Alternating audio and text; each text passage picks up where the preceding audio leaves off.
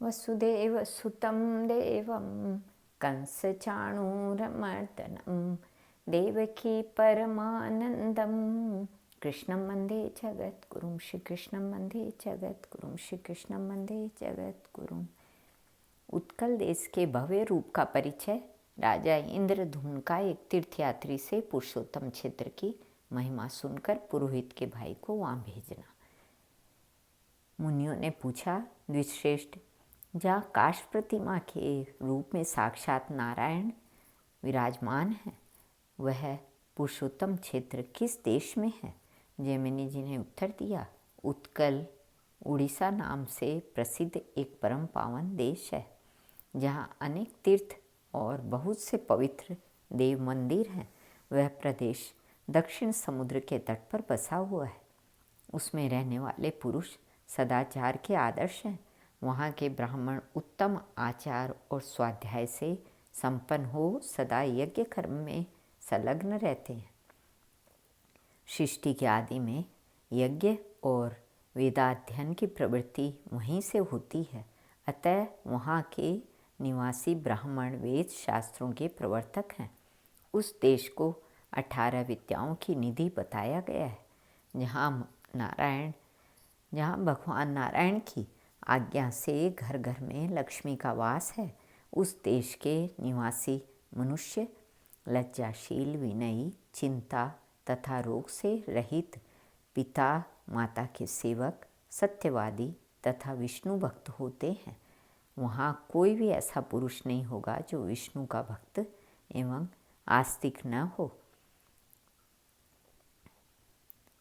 स्त्रियां पतिव्रता, सुशीला, धर्मपरायण, लज्जा और सदाचार से विभूषित, रूपवती तथा सब प्रकार के आभूषणों से अलंकृत तथा कुल, शील और वय के अनुसार आचार विचार का पालन करने वाली होती हैं।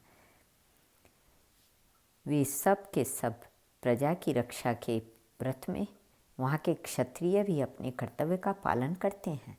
वे सब के सब प्रजा की रक्षा के व्रत में दीक्षित होते हैं।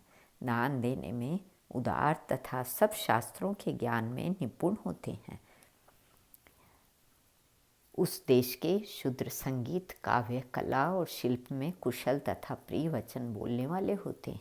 धार्मिक एवं स्नान, दान आदि कर्मों में तत्पर होते हुए अपने मन, वाणी, क्रिया तथा धन के द्वारा द्विजों की सेवा में लगे रहते हैं।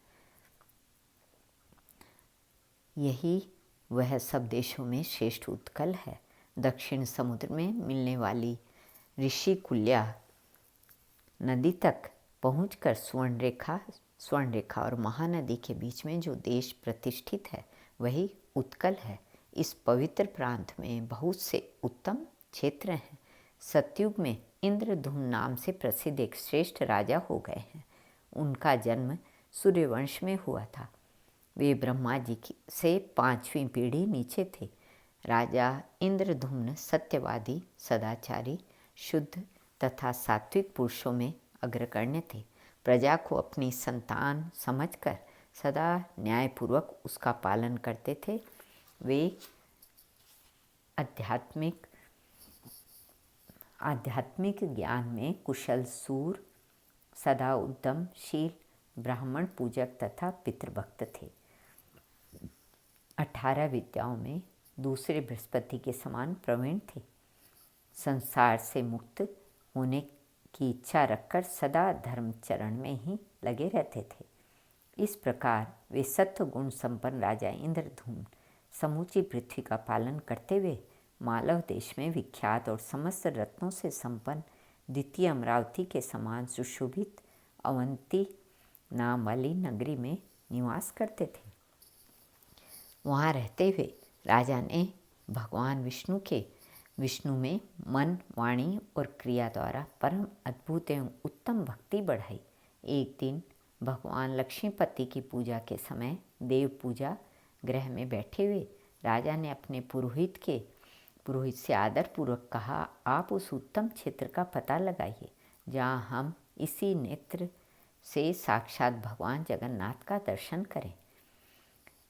वैष्णव राजा के ऐसा कहने पर पुरोहित जी ने तीर्थयात्रियों के एक झुंड को देखकर उनसे प्रेम पूर्वक कहा, तीर्थों में विचरने वाले तथा तीर्थों का ज्ञान रखने वाले धर्मात्मा पुरुषों, हमारे महाराज जो आज्ञा देते हैं उससे तुम लोगों ने सुना है क्या?